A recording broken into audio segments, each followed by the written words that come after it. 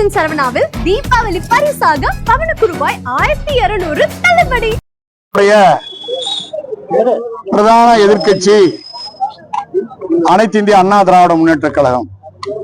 தமிழக மக்களுக்கு உண்டான ஜனநாயக உரிமைகளை பெற்றுத்தர வேண்டிய கடமை, சர்வாதிகார ஸ்டாலினுடைய ஆட்சியை எதிர்த்து தமிழக மக்களை பாதுகாக்க வேண்டிய கடமை எதிர்க்கட்சியினுடைய தலைவர் அண்ணன் எடப்பாடியார் அவர்களுடையது. எடப்பாடியார் அவர்கள் கரூர் சம்பவத்திற்கு சிபிஐ விசாரணை வேண்டும் என்று கேட்டால் அதை தருவதற்கு திமுக ஆட்சி ஏன் தயக்கம் காட்ட வேண்டும்? மடியிலே கனமில்லை என்றால் வழியிலே பயமில்லை என்று சொல்லுகிற ஸ்டாலின் இதற்கு மட்டும் ஏன் இவ்வளவு யோசிக்கிறார்? அவரே போலீஸ் மந்திரி, அவரே அவருடைய போலீஸை விசாரித்தால் என்ன நியாயம் கிடைக்கும்? ஆகவேதான் இன்றைக்கு எடப்பாடி அவர்கள் சிபிஐ விசாரணை வேண்டும் என்று கேட்டிருக்கிறார்.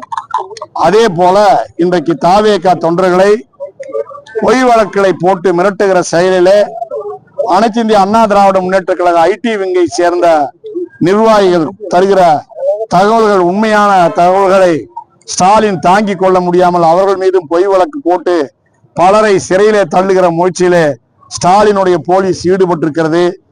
இதெல்லாம் வெகுகாலம் ஓடாது, இந்த வண்டி வெகுகாலம் ஓடாது. அதே போல தாவேகா தொண்டர்களுக்கு அதே போல அதனுடைய கட்சியையும் கொடுமைப்படுத்துகிற செயலிலே திமுக ஈடுபடுமானால் நிச்சயமாக அனைத்து இந்திய அண்ணா திராவிட முன்னேற்ற கழகம் ஜனநாயகத்தை காக்கின்ற முயற்சியாக உறுதியாக அதற்கு குரல் கொடுக்கும் என்பதை தெரிவித்துக் கொள்கிறேன்.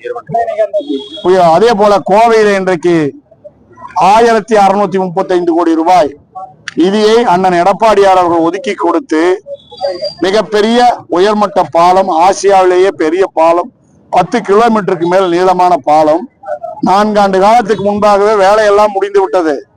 வர்ணம் பூசுகிற வேலையும் இறங்குதளம் அமைக்கிற வேலையும் இதை 4 ஆண்டு காலம் இறங்குதளம் தான் அமைச்சிருக்கிறாங்க.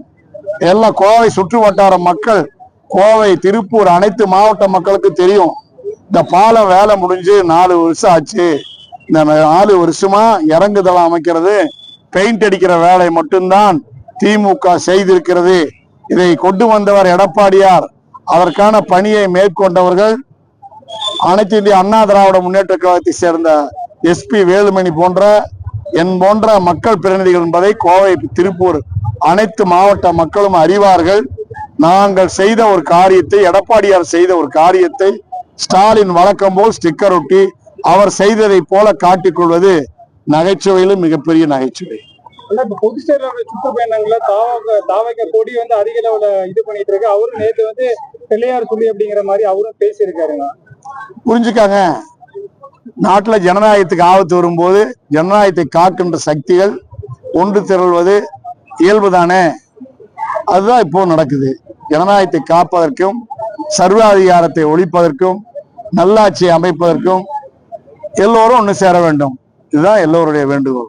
கூட்டணிக்கு அழைக்கிறதுக்கான நான் ஸ்டாலினை வீட்டுக்கு அனுப்பணும், அதற்கான வழி. கூட்டணி என்பதெல்லாம் ரெண்டாவது. ஸ்டாலினுடைய ஆட்சி முடிவு கொண்டு வர வேண்டும். இனிமேல் ஸ்டாலின் ஆட்சி தமிழ்நாட்டில் எப்பவுமே வரக்கூடாது. அதற்கான பணியைத்தான் எடப்பாடியார் செய்து கொண்டிருக்கிறார். கூட்டணிக்கு வந்தா நீங்க இதெல்லாம் பொதுச் செயலாளர் சொல்ல வேண்டிய விவரம். நிச்சயமாக அனைத்து இந்திய அண்ணா திராவிட நேற்றே பேசியிருக்காரு. அவரு பொதுக்கூட்டத்துல எடப்பாடியார் பேசியிருக்காரு.